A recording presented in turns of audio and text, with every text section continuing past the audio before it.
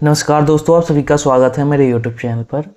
आज हम इस वीडियो में अभी हाल ही में 15 मार्च को बिहार सिविल कोर्ट प्यून का एग्ज़ाम हुआ है, जिसमें पूछे गए हिंदी के क्वेश्चन को आज हम इस वीडियो में देखेंगे।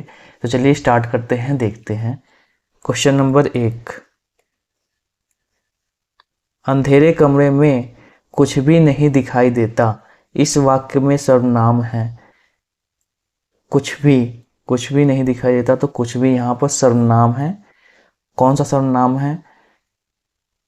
मतलब यहाँ पर निश्चित नहीं है, कुछ भी तो मतलब अनिश्चयवाचक सर्वनाम है। तो option number A right answer है। आगे देखते हैं, कोई आया था वाक्य में कौन सा सर्वनाम है? कौन सा सर्वनाम है वाक्य में?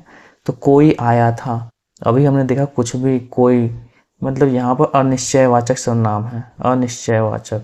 Option number C right answer है। आगे देखते हैं, संदेह का विशेषण होगा। संदेह विशेषण देखना है हमें, तो संदिग्ध। यहाँ पर संदेह का विशेषण होगा संदिग्ध। Option number C. देखो, अगर हमें विशेषण पहचानना है ना, तो हम उसके पीछे व्यक्ति लगाकर पहचान सकते हैं, ठीक है। तो देखो यहाँ पर शायद व्यक्ति तो होगा नहीं, ठीक है, तो ये हमारा विशेषण नहीं है। शंकालु, शक, ये भी नहीं है। संदिग्ध व्यक्ति, ठीक है, तो यहाँ पर व्यक्ति हमारा लग जा रहा है, तो विशेषण सी राइट आंसर है। आगे देखते हैं क्वेश्चन नंबर 4, इनमें से खेलना शब्द से बना विशेषण है।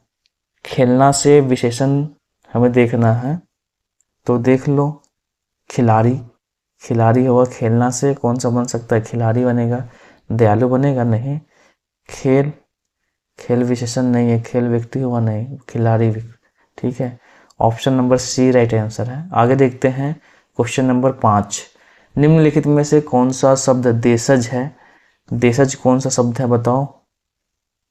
देशज पूछा गया है आपसे, तो देशज यहाँ पर आपको देखो, अग्नि देशज नहीं है, तत्सम तद्भव है, तो ये तत्सम शब्द है, ठीक है।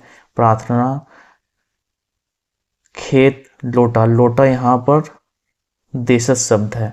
Option number D right answer है। आगे देखते हैं, निम्नलिखित में कौन सा यौगिक शब्द है? तो यौगिक शब्द मतलब जिसके हम क्या कर सकते हैं, दो टुक, मतलब दो शब्दों से मिलके बना हो, या जिसका हम संधि विच्छेद कर सकते हैं, ठीक है। तो यहाँ पर विद्यालय का हम संधि विच्छेद कर सकते हैं, तो ऑप्शन नंबर सी विद्यालय। विद्यालय शब्द हमारा क्या है? यौगिक है। आगे देखते हैं क्वेश्चन नंबर 7, इसमें आपसे पूछा गया है, जिसे इंद्रियों से अनुभव न किया जा सके। एक शब्द के लिए यहाँ पर एक शब्द है, शब्द समूहों के लिए एक शब्द चुनना है, ठीक है। जिसे इंद्रियों से अनुभव न किया जा सके, उसे क्या कहते हैं? अतीन्द्रिय। क्या कहते हैं? अतीन्द्रिय। Option number A right answer है। आगे देखते हैं, देखो क्वेश्चन नंबर 8, सामान्य नियम के विरुद्ध वाद। सामान्य नियम के विरुद्ध क्या होगा? अपवाद। अपवाद ही होगा ना, तो जो विरुद्ध में हो उसे अपवाद कहते हैं, ठीक है। Option number A right answer है।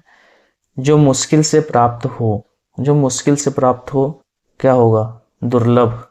ऑप्शन नंबर सी दुर्गम, जहां हम पहुंच नहीं सकते, ठीक है।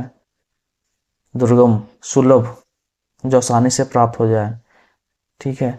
तो यहाँ पर दुर्लभ होगा, जो आसानी से प्राप्त ना हो, जो मुश्किल से प्राप्त हो, दुर्लभ, ठीक है। जिसका वर्णन नहीं किया जा सके, तो अवर्णनीय, ठीक है। क्या होगा? अवर्णनीय। Option number B right answer है।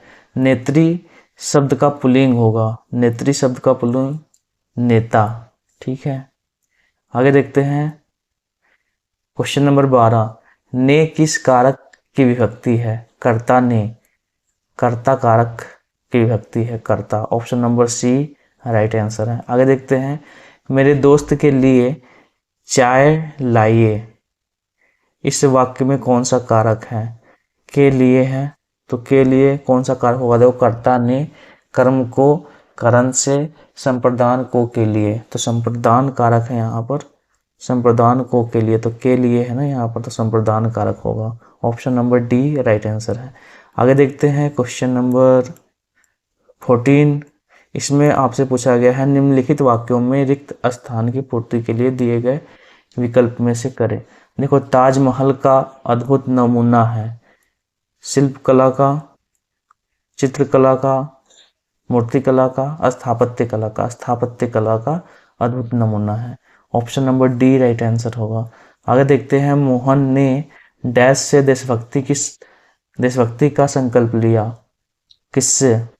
दृढ़ता से।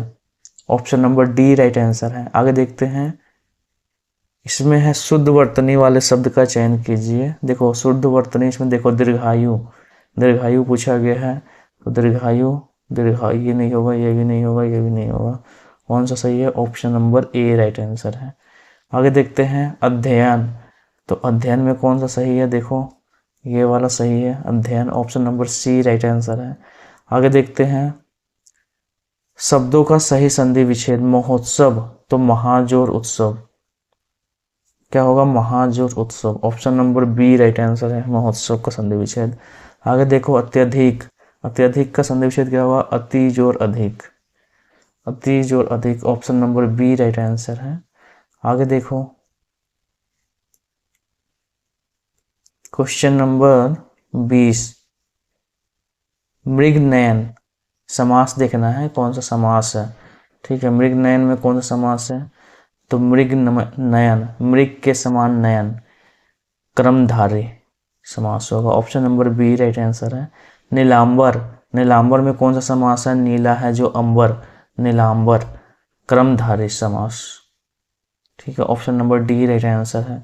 इसका देखते हैं, विलोम शब्द बताओ, अस्त का क्या होगा विलोम? अस्त का विलोम होगा उदय, अस्त का क्या होगा? उदय। Option number B. कृत्रिम, कृत्रिम का क्या होगा विलोम? प्राकृतिक, कृत्रिम मतलब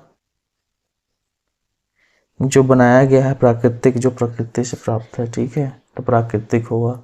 आगे देखो, यहाँ आपसे पूछा गया पर्यायवाची शब्द, माँ का पर्यायवाची क्या है? माँ का पर्यायवाची देखो, यहाँ पर प्रसु, सुधी, मनीषी, कोविद, प्रसु होगा माँ का पर्यायवाची, सुधी, कोविद ये सब नहीं होगा। ठीक है, किरण, किरण का पर्यायवाची कौन सा है? मनोज है? नहीं, कामदेव का पर्यायवाची मनोज है। अनल मतलब आग होता है। मरीचि, मृगांक चंद्रमा का पर्यायवाची है, तो यहाँ पर मरीचि होगा किरण का पर्यायवाची।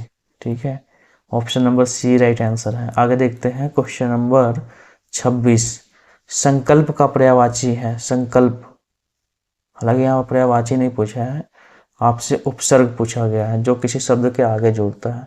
संकल्प में उपसर्ग है सम, सम जो कल्प होगा, तो सम, यहाँ पर सम जो है उपसर्ग है।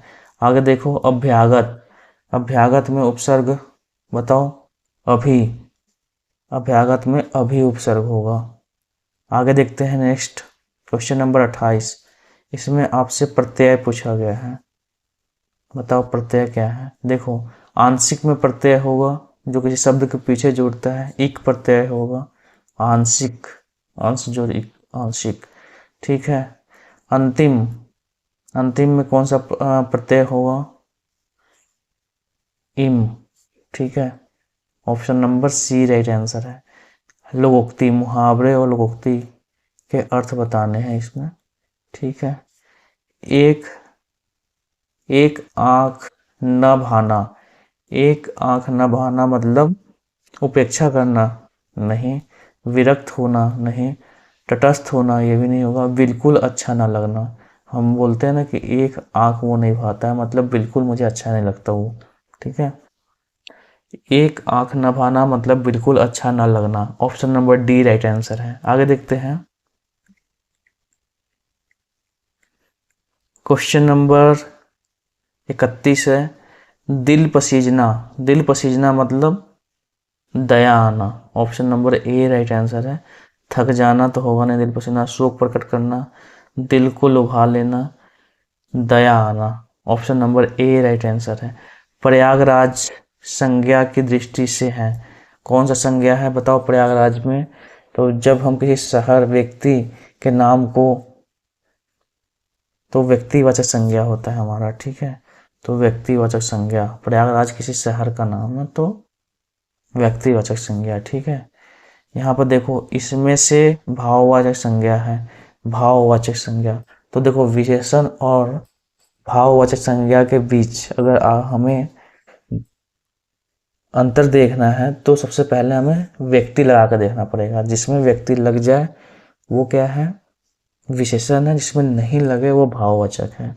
देखो तो अमीर व्यक्ति विशेषण है, गरीब व्यक्ति विशेषण है, भिक्षुक आदमी है तो भिक्षुक भी क्या है, विशेषण, विशेषण है। अमीरी, यहाँ पर अमीरी होगा भाववाचक संज्ञा, ठीक है। अब देखो यहाँ पर अशुद्धि देखना है कि अशुद्धि किस भाग में है। अपराधी और निरपराधी का अंतर करना कठिन है। देखो निरपराधी नहीं होता है, निरपराध होता है। तो यहाँ पर ऑप्शन बी में त्रुटि है। किसमें त्रुटि है? बी में। यहाँ पर निरपराध होगा, निरपराधी तो होता ही नहीं है, ठीक है। क्वेश्चन नंबर 35, यह जरूरी नहीं है कि गरीब घर में पैदा होने वाला बालक आजन्म पर्यंत गरीब ही रहे। देखो यहाँ पर आजन्म पर्यंत नहीं होगा, जन्म